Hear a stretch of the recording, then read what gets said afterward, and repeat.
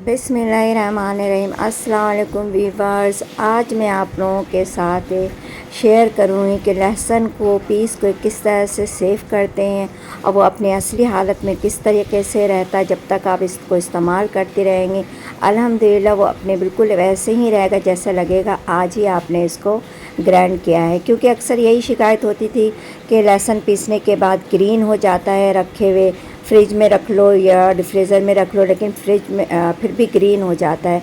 लेकिन मेरे इस तरीके से, मेरे इस टोटके से इंशाअल्लाह आप लोगों के जो लहसुन है जब तक देखें इस्तेमाल करने के बाद भी वैसे ही अपने असली हालत में रहेगा जिस तरह के आज जैसे मैंने पीसा। अल्लाह ताला आप लोग के खानों में, आप लोग के ज़ायक़े में बरकत अता फ़रमाए, रिज़्क़ में इज़ाफ़ा अता फ़रमाए। जा रहे खुश रहें इस नेक दुआओं के साथ। रेसिपी शुरू करने से पहले लाइक, सब्सक्राइब, शेयर करना नहीं भूलें प्लीज़। अब ये देखें, ये मैंने वो अदरक पे पहले मैं पीस रही हूँ। पीसने के बाद इसको मैं ग्राइंड करके रख लूँगी, पानी डाल के थोड़ा सा इसको छील लिया। छीलने के बाद वॉश कर लिया। ये देखें इस तरीके से आप लोग पीस के रखें। टेंशन नहीं है कि ये लहसुन ख़राब हो जाएगा, ये अदरक ख़राब हो जाएगा। अदरक में सिर्फ़ और सिर्फ मैं पानी नमक डालूँगी। और लहसुन में क्या चीज़ डालना है वो आखिरी वक्त तक आप लोगों को वीडियो को देखना है, स्किप नहीं करना है।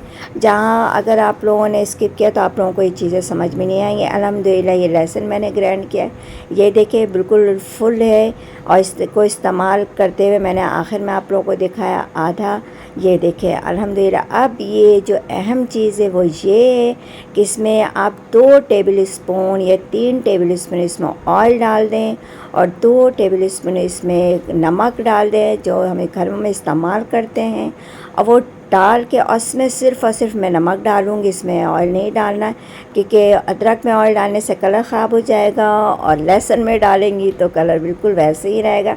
अब इन दोनों को मैं इस तरीके से ढक्कन बंद करके मिक्स कर लूँगी और इसको फ्रिज में रख दूँगी जब तक मैं इस्तेमाल करती रहूँगी। अल्हम्दुलिल्लाह इसका कलर वैसे ही रहेगा जैसा कि अभी नज़र आ रहा है अल्हम्दुलिल्लाह।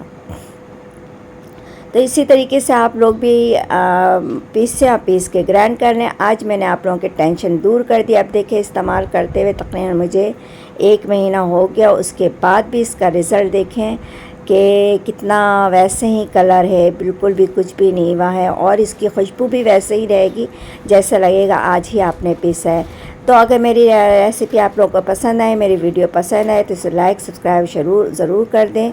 दुआओं मुझे याद रखें, अपना भी ख्याल रखें। अल्लाह हाफ़िज़।